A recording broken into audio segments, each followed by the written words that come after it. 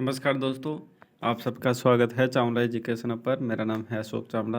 और दोस्तों, आज हम एक और दैनिक पाठ्य योजना के बारे में चर्चा करने वाले हैं, जो कि सामान्य विज्ञान की पाठ्य योजना है और जिसका प्रकरण है गति के नियम।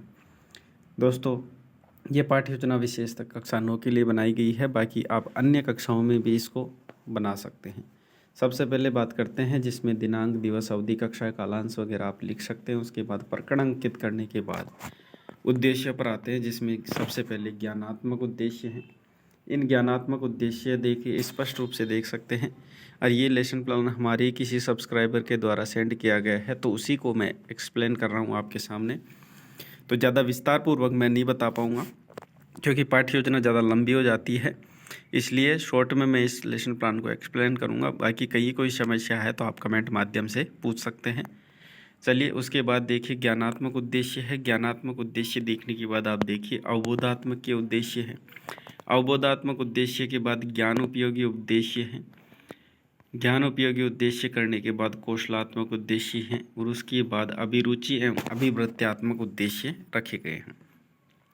ये समस्त प्रकार के उद्देश्य हैं जो कि आपके बिंदुओं पर आधारित हैं।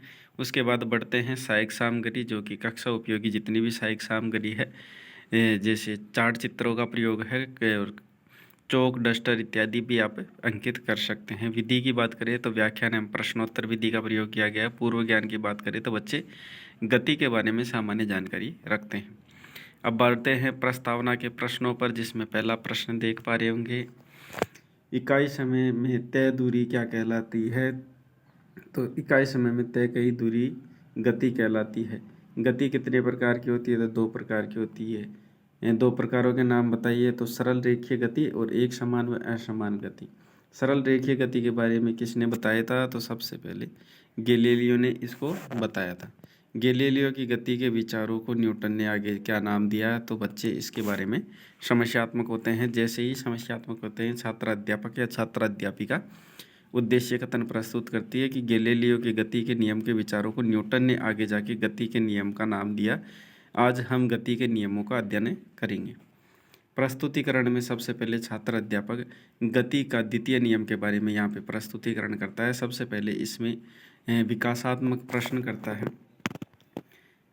विकासात्मक प्रश्न करने के बाद देखिए 4 विकासात्मक प्रश्न किए गए हैं। उसके बाद छात्र अध्यापक या छात्र अध्यापिका अपना कथन प्रस्तुत करता है।